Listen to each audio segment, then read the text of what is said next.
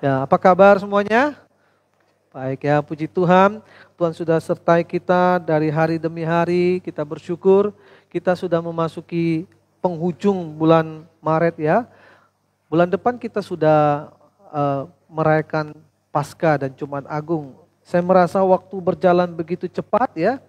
Biarlah kita juga semakin cepat untuk menangkap hati Tuhan dan juga mengikuti rencana Tuhan dan juga melayani Tuhan dengan sungguh-sungguh. Nah, saudara yang dikasih Tuhan, tema firman Tuhan kita hari ini adalah persembahan yang harum. Biarlah kita juga boleh menjadi persembahan yang harum dan memberikan hidup kita kepada Tuhan. Kita akan baca satu ayat firman Tuhan dari Filipi pasal yang keempat ayat 18. Kita akan baca bersama-sama Filipi 4 ya. Ayat 18, 1, 2, 3. Aku telah menerima segala sesuatu dan aku berkelimpahan. Aku telah penuh dengan penerimaan dari Epafroditus yang kamu kirimkan. Suatu persembahan yang harum, suatu korban yang disukai dan berkenan kepada Allah. Saudara yang dikasih Tuhan, waktu kita bicara tentang persembahan, hidup orang percaya itu adalah hidup yang tidak lepas daripada hidup yang mempersembahkan diri. Bagi orang Kristen, saudara, persembahan bukan hanya bicara memberi materi. Bagi orang Kristen, persembahan bukan hanya bicara memberikan sesuatu kepada Tuhan. Tapi bicara tentang persembahan, persembahan adalah sebuah bentuk ibadah kita kepada Tuhan. Persembahan adalah rasa syukur kita kepada Tuhan. Kalau kita perhatikan di dalam Alkitab, saudara, ya, dari Perjanjian Lama sampai Perjanjian Baru, kita melihat bahwa semua tokoh-tokoh Alkitab, mereka selalu mempersembahkan sesuatu kepada Tuhan. Mereka selalu memberikan korban kepada Tuhan. Kita melihat Abraham, dimanapun Abraham berada, Abraham selalu membangun mezbah. Dan di atas mezbah itu, Abraham selalu mempersembahkan sesuatu yang terbaik untuk Tuhan. Korban bakaran yang menyenangkan hati Tuhan. Bahkan di dalam konsep persembahan di dalam Perjanjian Baru, Paulus berkata dalam Roma pasal yang ke-12, persembahkanlah tubuhmu sebagai persembahan yang kudus dan berkenan kepada Tuhan. Artinya apa? Artinya sebagai orang percaya, hidup kita dengan persembahan itu adalah hidup yang tidak dapat dipisahkan. Dimanapun kita berada, Tuhan menginginkan kita menjadi persembahan yang harum bagi kemuliaan namanya. Tetapi saudara, Alkitab juga memberi kita contoh bahwa di dalam hidup ini ada juga persembahan orang yang percaya tapi tidak berkenan kepada Tuhan. Kalau saudara perhatikan di dalam Kejadian pasal 4 ya, kisah tentang Kain dan Habel. Dikatakan ada dua orang yang memberikan persembahan kepada Tuhan. Tapi yang satu diterima oleh Tuhan, tapi yang satu ditolak oleh Tuhan. Persoalannya ada di mana? Persoalannya adalah yang satu persembahannya menyenangkan hati Tuhan dan yang satu tidak menyenangkan hati Tuhan. Karena itu saudara, di dalam Filipi pasal 4 ayat 18, Paulus mengingatkan kepada jemaat Korintus. Dan Paulus memberikan pujian kepada mereka. Bahwa apa yang mereka dilakukan kepada Tuhan dalam pelayanan, itu seperti sebuah persembahan yang harum. Korban yang disukai dan berkenan kepada Tuhan. Kalau kita bicara tentang harum, harum itu sesuatu yang wangi ya, yang enak. Waktu saudara masak dan waktu masakan itu mengeluarkan bau gitu ya, baunya harum, kita belum makan kita sudah enak menikmatinya. Tapi bagaimana kalau makanan itu baunya busuk ya, kita belum makan aja kita udah merasa nggak nyaman. Rupanya dalam kehidupan kita melayani Tuhan atau memberikan korban persembahan. Persembahan yang Tuhan sukai dan berkenan kepadanya itu juga harus menjadi persembahan yang harum. Sesuatu yang menyenangkan hati Tuhan. Kalau saudara baca di dalam Perjanjian Lama selalu dikatakan lemak-lemaknya itu. Korban bakarannya itu menjadi keharuman bagi Tuhan. Dan setiap orang yang memberikan persembahan kepada Tuhan yang harum dan disukai oleh Tuhan, selalu disertai dengan kata Tuhan memberkati dia. Tuhan melimpahkan segala sesuatu kepadanya. Saya percaya saudara dan saya hidup dalam dunia ini kita ingin hidup diberkati Tuhan bukan?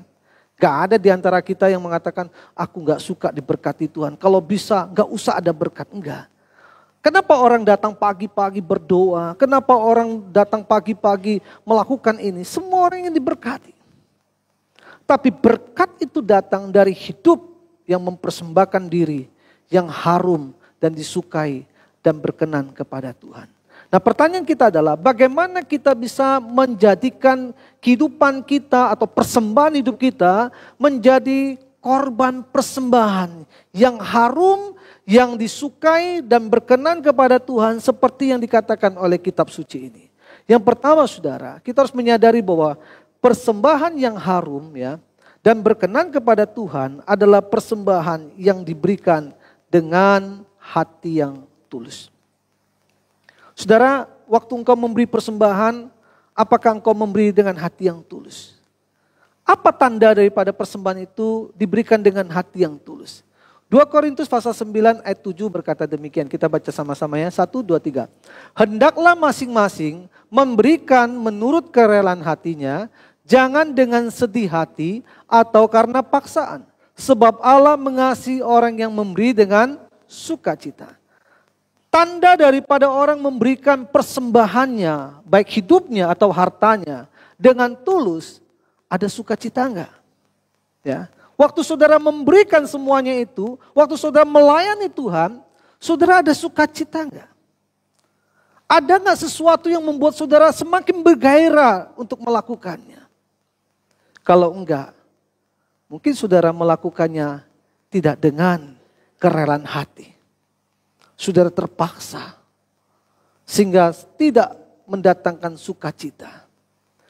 Karena itu apapun yang kita lakukan tanpa ketulusan hati, tanpa sukacita di dalam hati, saudara itu tidak akan berkenan kepada Tuhan.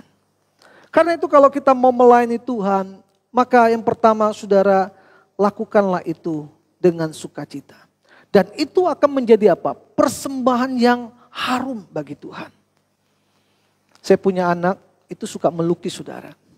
Ya, tiap hari melukis. Ujian pun melukis. Kalau nggak diomelin nggak belajar. Ya. Nah, suatu hari ya tahun yang lalu saya ulang tahun. Tiap malam-malam dia udah menggambar saudara. Saya perhatikan dia senang banget. Tanya maunya apa. Terus nanya begitu saudara. Saya bilang emang kalau saya mau ini kamu bisa beli. Ya pokoknya nggak bisa perlu saya beli papi. Papi mau apa? Saya bilang apa aja bolehlah, ya kan ya. Dia gambar saya sedang berdoa, saudara ya, ceritanya begitu ya. Itu gambar mukanya cukup mirip lah ya, pokoknya dengan segala upaya. Cuman gak tahu kesalahan apa, ada coretan ya gitu sedikit. Jadi ada cacat dikit. Dia bingkai dengan baik. Pada waktu ulang tahun dia bilang, papi maaf ya, saya mau kasih yang terbaik, tapi ada sedikit kesalahan. Saudara, sebenarnya bukan gambar itu yang buat saya senang. Tapi yang buat saya senang adalah dia begitu senangnya untuk menyediakan hadiah buat saya. Bahkan dia mempersiapkannya di malam hari. Bahkan pulang sekolah dia coba buat bingkai yang bagus. Bagi saya kesalahan kecil itu bukan hal yang penting untuk diperdebatkan. Bahkan saya pikir itu adalah kesempurnaan. Kenapa? Karena dia memberinya dengan sukacita. Saya bilang apa? Yang kamu berikan itu penting. Tapi lebih penting kamunya memberikan dengan sungguh-sungguh. Saya membayangkan Tuhan juga demikian. Pada waktu kita melayani dia dengan sungguh-sungguh. Kita memberikan hidup kita dengan sungguh-sungguh. Kita melayani dia dengan sukacita.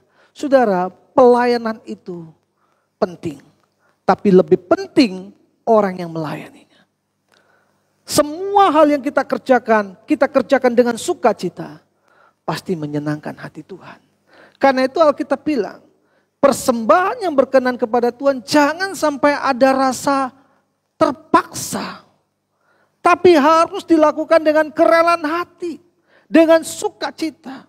Tapi begitu banyak orang hari-hari ini merasa memberi persembahan, melayani Tuhan, suatu paksaan.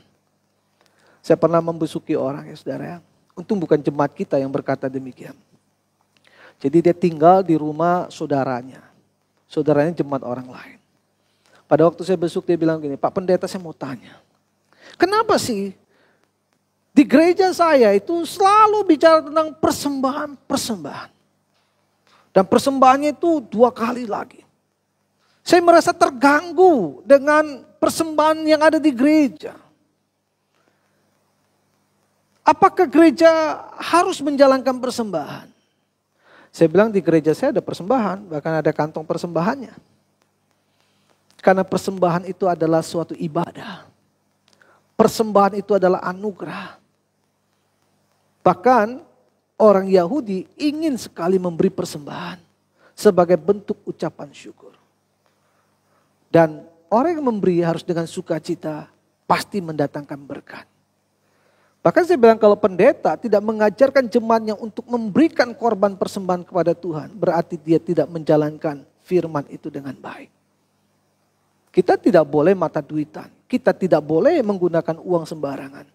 Tapi memberi persembahan itu merupakan anugerah Tuhan, ibadah kita kepada Tuhan. Apalagi kalau kita lakukan dengan sukacita. Saya tidak pernah melihat orang yang memberi persembahan kepada Tuhan dengan sukacita, Tuhan tidak memberkati dia. Tuhan selalu memberkati dia. Saya merintis tahun ini 14 tahun di Polres. Saya memperhatikan orang-orang yang setia melayani Tuhan. Memberi yang terbaik baik hidupnya, waktunya maupun uangnya kepada Tuhan. Tuhan selalu bawa mereka naik, gak pernah turun. Bukan saya suka teologi kemakmuran, tapi saya perhatikan janji Tuhan selalu iya dan amin. Termasuk hidup saya. Saya melihat Tuhan membawa saya semakin naik, tidak turun. Kenapa? Karena saya tahu berkat Tuhan itu iya dan pasti. Waktu kita melayani dengan sukacita, mungkin bagi manusia nggak ada untungnya, tapi dalam hidup kita selalu Allah menyertai kita. Karena itu saudara kasih Tuhan, mari kita belajar untuk mempersembahkan hidup kita, termasuk harta kita, waktu kita dengan sukacita. Itu akan menjadi sebuah persembahan yang harum di hadapan Tuhan. Yang kedua saudara, bicara tentang persembahan yang harum itu seperti apa? Yang kedua adalah persembahan yang harum itu adalah persembahan yang kita berikan dengan kasih. Ingat tentang persembahan janda miskin. Kalau melihat jumlahnya, persembahan yang diberikan sangat sedikit sekali. Bahkan mungkin hanya memberi makanan untuk dia hari itu dan dia gak punya apa-apa lagi. Dibandingkan dengan orang kaya yang memberi begitu banyak. Sehingga di dalam Lukas pasal 21 diceritakan bahwa waktu janda miskin ini memberi, ada orang mengkritik. Sedikit sekali kamu memberikan persembahan itu. Tapi jawaban Tuhan luar biasa. Tuhan berkata, janda ini memberi lebih banyak dari semua orang yang memberi. Kenapa? Karena ia memberi dari kekurangannya. Seharusnya dia gak perlu memberi. Karena dia kurang. Tapi karena ia mengasihi Tuhan, dikatakan apa? Dia memberi dari kekurangannya. Ia memberi dari keterbatasannya. Karena ia mencintai Tuhan. Saudaraku yang dikasih Tuhan, pemberian itu menjadi berarti pada waktu pemberian itu keluar dari hati mengasihi Tuhan. Orang yang mengasihi Tuhan tidak akan mempertanyakan penting atau tidak penting untuk pekerjaan Tuhan. Bagi dia, semua pekerjaan Tuhan adalah penting. Memberikan persembahan kepada Tuhan adalah penting. Dia tidak akan pernah bertanya, dipakai untuk apa dan bagaimana pengelolaannya. Bagi dia, waktu dia beribadah, Tuhan harus disenangkan dengan apa yang kupunya. Kalau kita mengasihi orang yang kita cintai, kita gak pernah bertanyakan penting gak ya beli buat dia, ya kan? Kita akan mempertanyakan penting gak untuk dia waktu kita mulai tidak mengasihi dia. Ngapain beli mahal-mahal, ya kan? Gak penting kali. Coba saudara beli kepada orang yang sudah gak kenal, sudah mikir-mikir dulu kan, wah. Tapi buat istri saudara yang sudah cintai atau orang tua saudara, sudah gak pikirkan penting gak penting. Tapi saudara akan melihat momentum. Sekarang aku bisa beri, aku beri. Contohnya siapa? Maria. Maria memberikan minyak narwastunya kepada Tuhan. Dia gak bertanya itu penting apa gak penting. Yang dia tahu adalah dia ingin mengasihi Tuhan dan mempersembahkan yang terbaik kepada Tuhan. Tapi Yudas beda. Yudas tidak mengasihi Tuhan. Maka dia selalu melihat apa yang dilakukan orang lain sebagai pemborosan dan sesuatu yang tidak baik. Maria tidak. Kasihnya kepada Tuhan, dia gak berpikir panjang. Yang penting Tuhan dapat kuberikan yang terbaik. Maka sebelum Tuhan masuk ke Yerusalem, Maria mengambil apa? Minyak narwastu yang telah dia simpan dalam waktu yang lama. Dia memecahkannya, dia mengurapi kaki Tuhan dan mengusahnya dengan rambutnya. Itu luar biasa, saudara. Yudas memprotes. Tuhan bilang, apa yang dilakukan Maria akan selalu diingat. Sepanjang Injil diberitakan, namanya akan dikenal. Kenapa Maria lakukan itu? Karena ia mengasihi Tuhan. Sesuatu yang kita lakukan dengan kasih akan mendatangkan apa? Mendatangkan keharuman bagi nama Tuhan. Sekarang banyak orang memperdebatkan perpuluhan masih perlu apa nggak perlu, ya kan? Di YouTube kan banyak, ya. Cuma tanya perpuluhan masih apa nggak Pak ya? Soalnya kenapa? Soalnya di YouTube kita dengar begini begitu. Saya bilang sama dia, sejarah perpuluhan dimulai dari kapan sih? Perpuluhan pertama muncul itu di zaman Abraham. Ya, coba saudara bisa lihat ayatnya ya. Bisa klikinnya nggak bisa tuh. Ya, coba ya, bisa klikin. Ya, saudara lihat di sini, ini mulai pertama perpuluhan diberikan. Melkisedek, Raja Salem, membawa roti dan anggur. Ia seorang imam Allah yang maha tinggi. Lalu ia memberkati Abram dan katanya, diberkatilah kiranya Abram oleh Allah yang maha tinggi, pencipta langit dan bumi. Dan terpujilah Allah yang maha tinggi yang telah menyerahkan musuhnya kepada tangan. Lalu Abram memberikan kepadanya 1/10 dari semuanya. Ada enggak kata kalimat Tuhan menyuruh Abraham memberikan 1/10 kepada Melkisedek itu? Ada enggak? Enggak ada. Jadi perpuluhan pertama muncul dari ide Abraham. Kenapa Abraham lakukan itu? Karena Abraham merasa bersyukur kepada Tuhan. Karena dia berpikir bahwa apa yang didapat dari Tuhan, dia harus belajar mengembalikan kepada Tuhan. Tuhan tidak pernah perintahkan itu, saudara. Perintah itu baru ada muncul di dalam imamat. Setelah zamannya Musa. Pada waktu mereka mau masuk tanah Kanaan, Tuhan baru berfirman kepada Musa. Lakukanlah, teruskanlah apa yang dilakukan oleh Abraham. Maka demikian firman-Nya.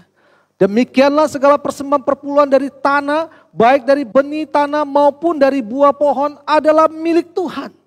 Itulah persembahan yang kudus bagi Tuhan, ya. Persembahan perpuluhan baru ada. Perintah Tuhan kepada Musa. Maka orang bertanya kepada saya, perlu apa enggak perlu?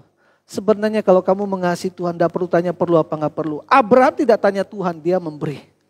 Dan Tuhan melihat sebagai sebuah perkenanan kepada Tuhan. Maka Tuhan berkati Abraham luar biasa. Semua bangsa-bangsa lahir pada zaman Abraham sudah enggak ada. Tapi Israel sampai hari ini dipelihara oleh Tuhan. Apakah karena Israel baik? Enggak. Karena janji Tuhan kepada Abraham. Keturunanmu tidak akan pernah berkesudahan sampai akhir zaman. Bangsa Amalek udah enggak ada. Bangsa Moab sudah tidak ada. Tapi bangsa Israel tetap ada. Apakah karena Israel? Bukan. Karena janji Tuhan kepada Abraham. Bahwa tidak akan pernah berkesudahan bangsa itu sampai Tuhan datang kedua kalinya. Saudaraku, ini orang yang mengasihi Tuhan. Orang yang mengasihi Tuhan tidak akan pernah bertanya. Penting apa enggak penting? Suatu hari ada orang tanya sama saya. Pak, mama saya itu kan umur sudah 80 tahun. Dia datang dari Cungkok. Dia sering ngomong tentang mau ke Cungkok.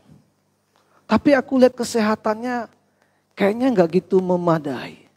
Penting enggak ya Pak? Dia pergi ke Cungkok. Dia tanya saya begitu, saudara. Kalau kamu mengasihi mamamu dan kamu punya kemampuan. Buat kamu penting gak penting itu apa? Uangnya terbuang sia-sia bukan? nanti mama gak bisa nikmati bukan? Buat mama itu bukan masalah nikmati, dia pengen lihat kampung halamannya. Kalau kamu mengasihi, jangan tanya penting atau tidak penting. Bawa dia pergi ke sana. Temani dia, walaupun cuma 3 hari. Kita ingin membanggakan dia. Demikian juga dengan Tuhan. Saya setiap bulan memberi kirim uang buat mama saya. Kalau tanya penting gak penting, mama saya sudah ada yang memelihara. Pokok saya menafkahi dia. Kalau bicara tentang saya tetap kurang. Tapi saya sama semua udah komitmen. Kita memberi uang kepada orang tua kita bukan masalah penting atau tidak penting. Itu bentuk kasih kita kepada mereka. Mereka pakai gak pakai itu urusan mereka. Tapi urusan kita adalah mengasihi dia selama dia masih ada di dalam dunia ini. Kalau dia udah meninggal, nangis perjauh percuma, gak ada artinya. Dia sudah pergi di tempat di mana Tuhan sudah sediakan tempat bagi dia. Sama dengan Tuhan, saudara. Kalau kita mengasihi dia, maka kita akan memberi yang terbaik untuk dia. Tanpa kita memikirkan penting atau tidak penting. Yang terpenting adalah Tuhan merasakan kasihku kepadanya. Seperti ia mengasihi hidupku. Buat saya pelayanan, gak mau banyak mikir. Pikiran saya cuma satu. Selama Tuhan masih kasih saya nafas. Nafas itu harus saya pakai untuk memikirkan pekerjaannya. Walaupun itu susah. Yang ketiga, saudara. Persembahan harumnya seperti apa? Persembahan harum ada persembahan yang mengutamakan Tuhan. Ya. Kalau kita lihat kisah tentang Kain dan Habel ya. Tadi kita sudah bahas. Kenapa persembahan Kain tidak diterima Tuhan? Persembahan Habel diterima oleh Tuhan. Coba saudara perhatikan di dalam ayat firman Tuhan ini. Kejadian 4 ayat 3 sampai 5. Dikatakan begini. Setelah beberapa waktu lamanya maka Kain mempersembahkan sebagian hasil tanah. Itu kepada Tuhan sebagai korban persembahan. Habel juga mempersembahkan korban persembahan dari anak sulung kambing dombanya. Yakni lemak-lemaknya, maka Tuhan mengindahkan Habel dan korban persembahannya. Pertama Tuhan suka berkenan kepada Habelnya, baru setelah itu persembahannya ya. Enggak dibilang Tuhan suka dulu dengan persembahannya, tapi Habelnya. Setelah itu persembahannya. Tetapi Kain dan korban persembahannya tidak diindahkannya. Lalu hati Kain sangat panas dan mukanya muram.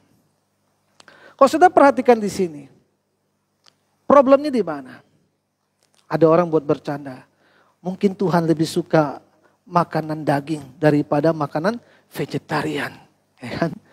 Emang Tuhan suka makan daging? Enggak ya.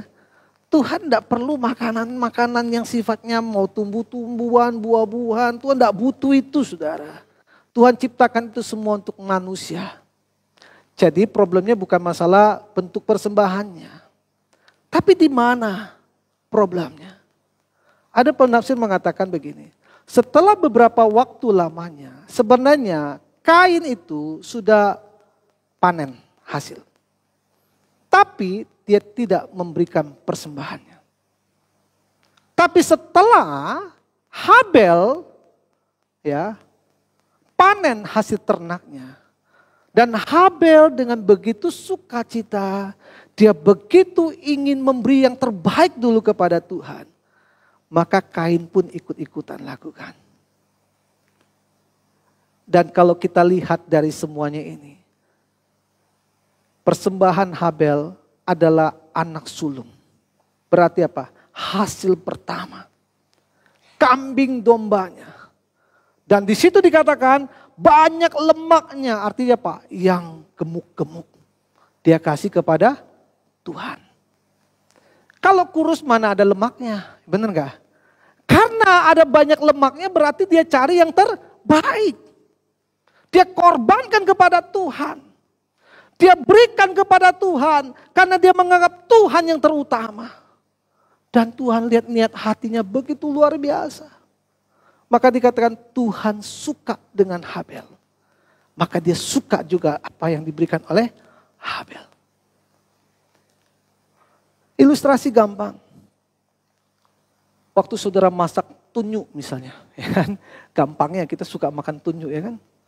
Saudara masak, harumnya begitu luar biasa. Lalu saudara ambil yang pertama, saudara taruh di mangkuk, buru-buru saudara bawa kepada mama atau papa. "Pa, ma, ini buat mama papa." Senang gak mama papa? Senang. Kamu yang masak, kamu makan dulu. Enggak boleh, mama papa dulu makan. Dengan saudara masak, sudah makan, udah sisa. Gak habis nih, antar ke mama papa. Sama kan tunjuk. Tapi mama papa responnya seperti apa? Ini anak mau ciu pun nggak, gitu. Gak habis kasih aku. Anak puhau, anak tidak berbakti. Kita mungkin memberi persembahan, tapi bukan yang terutama. Makanya perpuluhan saya selalu bilang, sekarang kita bayar dulu perpuluhan kepada Tuhan. Apa yang terbaik kasih dulu, sisanya baru kita pakai.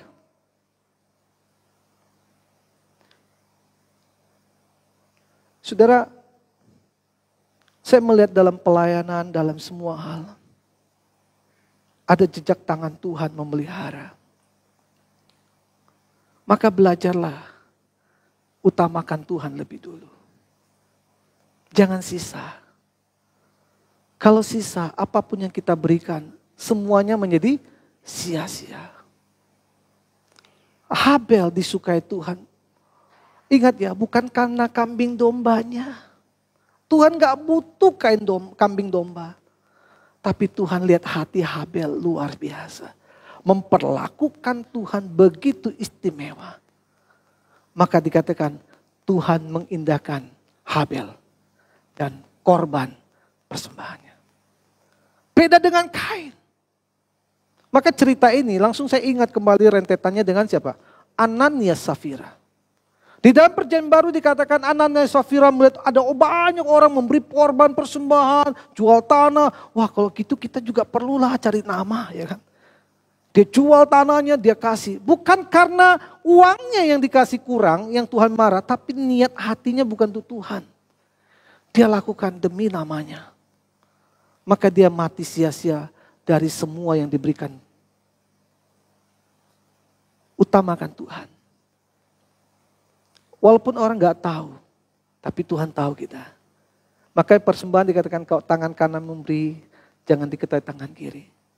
Yang penting kamu tahu bagaimana menyayangi Tuhan. Tuhan tahu akan membalaskan kepada orang dengan berkali-kali lipat yang memberi persembahan itu kepada Tuhan dengan sungguh-sungguh. Tuhan tidak pernah berhutang, saudara. Itu prinsip hidup yang harus saudara pegang. Bahkan dikatakan dia selalu menjadikan piutang. Ya, kepada hidup kita. Tuhan tidak pernah berhutang. Karena itu mari kita belajar untuk mempersembahkan yang terbaik kepada Tuhan. Saya suka cerita 2 Samuel 7 ayat 1-3 ya tentang Daud. Daud bukan manusia yang sempurna. Daud manusia yang banyak kesalahan. Tapi di dalam Alkitab hanya 2 orang yang dikatakan aku berkenan kepadanya. Pertama Henok. Henok hidup bergaul dengan Tuhan, Tuhan berkenan kepadanya, Tuhan angkat Henok ke surga. Yang kedua, itu Daud. Gak ada lagi yang disebut aku berkenan kepadanya, kecuali Henok dan Daud. Kalau Tuhan Yesus gak usah kita omong lah, dia Tuhan, anak Allah. Saya pikir apa ya rahasianya, kok Daud bisa disukai oleh Tuhan sampai aku berkenan kepada Daud itu. Padahal kalau lihat hidup Daud banyak betul celahnya. Ya, mata keranjang lah ya kan. Sampai niat membunuh suami orang demi dapat istrinya. Aduh, bejat betul tuh orang. Tapi kenapa Tuhan bilang aku berkenan sama Daud? Ini yang dimiliki Daud yang tidak dimiliki oleh raja-raja Israel, saudara. Daud mencintai Tuhan dengan sungguh-sungguh. Tuhan tidak pernah minta Daud bangunin bait Allah, tidak pernah. Tuhan tidak butuh tinggal di bangunan manusia. Tapi Daud setelah dia masuk ke Yerusalem, dia tinggal di kerajaan, dia bilang apa? Berkatalah raja kepada Nathan, lihatlah. Aku diam di dalam rumah kayu aras, terbuat bagus. Sedangkan tabut Allah tinggal di bawah tenda. Saya pernah nonton satu film tentang Daud, menggambarkan bagaimana Daud tiap hari gelisah lihat, kok tabut Allah, yaitu menggambarkan kehadiran, tinggal di tenda sedangkan dia di istana, dia stres, dia mau bangun tapi Tuhan tidak mau dia bangun. Apa yang saudara tangkap di sini? Daud terus memikirkan, Tuhan tidak boleh tinggal di tempat yang jelek. Padahal Tuhan gak butuh tinggal di tempat yang bagus, dia ada di surga. Artinya apa? Dia terus memikirkan yang terbaik untuk Tuhan. Kenapa? Karena bagi Daud Tuhan harus menjadi yang terutama. Maka Tuhan bilang, aku sayang sama Daud. Kenapa? Daud sangat menyayangi aku. Maka dosa sebesar apapun yang pernah Daud lakukan, waktu dia bertobat Tuhan bilang apa? Aku ampuni engkau. Garis keturunanmu tidak akan pernah ku hapuskan. Maka Yesus lahir dari keturunan Daud. Penghormatan Tuhan kepada Daud. Itu luar biasa. Makanya di dalam kitab Samuel dikatakan orang yang menghormati Tuhan akan dihormati Tuhan. Saudaraku yang kasih Tuhan, mari kita belajar untuk mengasihi Tuhan. Berikan hidup kita sebagai korban, persembahan yang harum. Kita bersyukur ya 2 bulan ini Polres membangun gereja. Ya, kita membangun bagian depannya, bisa tampilkan ya. Ya. Sekarang bentuknya kayak begini saudara ya. Memang tulisannya belum karena yang ingin mempersembahkan tulisan bilang habis lebaran baru ditempel. Sejak kita bangun ini saudara, banyak orang penasaran lihat isi gereja. Ya, selama ini kan depan kan ada taman jajan, orang nggak pernah lalu-lalu lah. Tapi waktu kita bangun ini, ya kalau saya ada di situ, Pak boleh nggak masuk gereja lihat-lihat teman, kata gitu ya. Wah tetangga-tetangga yang biasanya nggak pernah penasaran, sekarang penasaran masuk ke gereja, lihat dong katanya gitu kan. Saya pikir apa yang dilihat dia mulai semegah apa sih yang dibangun begitu, padahal biasa-biasa aja saudara ya.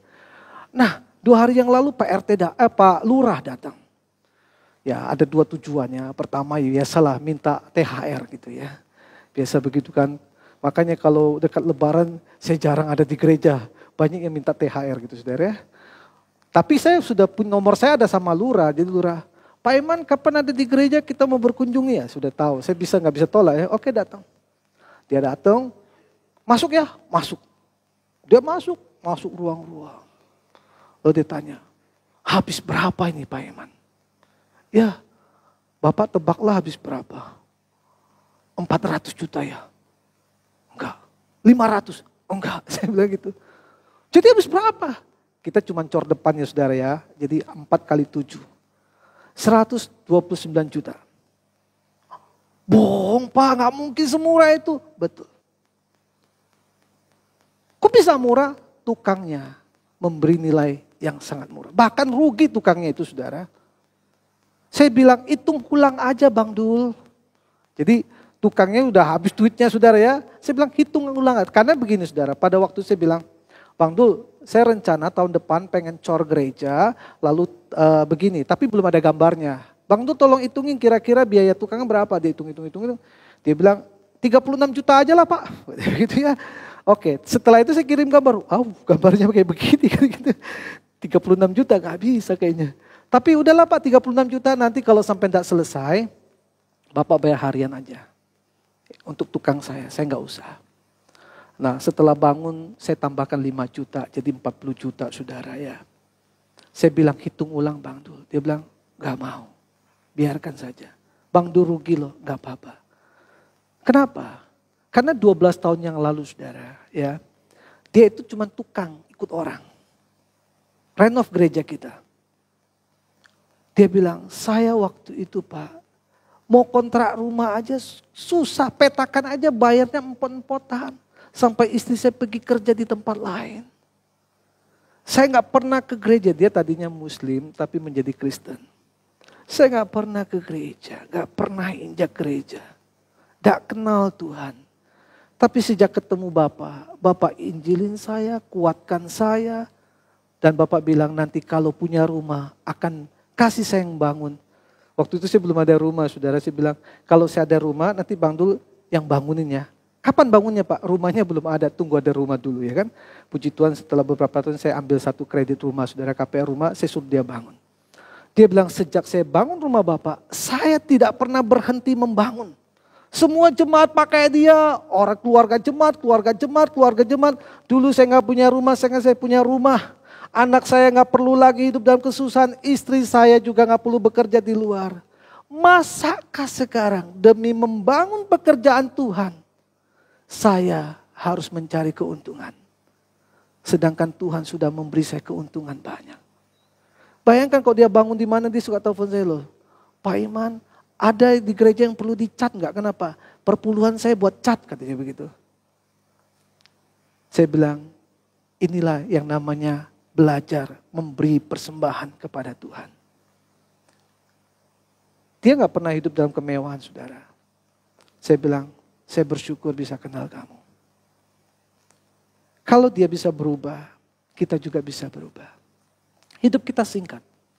Saya selalu berkata begini, selama hidup yang singkat ini, mari kita berusaha memberi yang terbaik untuk Tuhan. Dari apa yang bisa kita kerjakan. Kalau Tuhan tetapkan kita di GKK ini kita bangun untuk pekerjaan Tuhan. Karena itu saudara, bicara persembahan yang harum itu apa ya? Yang pertama saudara, persembahan yang harum bukan bicara tentang materi, tapi bicara tentang hati yang tulus. Kasih yang melimpah dan hidup yang mengutamakan Tuhan. Maukah kita memiliki hati itu? Kalau kita punya hati itu, Tuhan akan berkata, aku berkenan kepada persembahanmu. Persembahanmu adalah persembahan yang harum, disukai dan berkenan kepada Tuhan. Kalau Tuhan udah berkenan kepada kita, sudah gak perlu tanya, Tuhan kapan aku diberkati? Berkat itu datang menyertai orang yang berkenan kepada Tuhan. Maka Tuhan Yesus bilang, carilah dahulu kerajaan Allah dan kebenarannya. Yang ditambahkan gak perlu kita cari. Itu diberikan Tuhan kepada mereka yang berkenan kepada Tuhan. Mari kita berdoa. Tuhan, kami sungguh mengucap syukur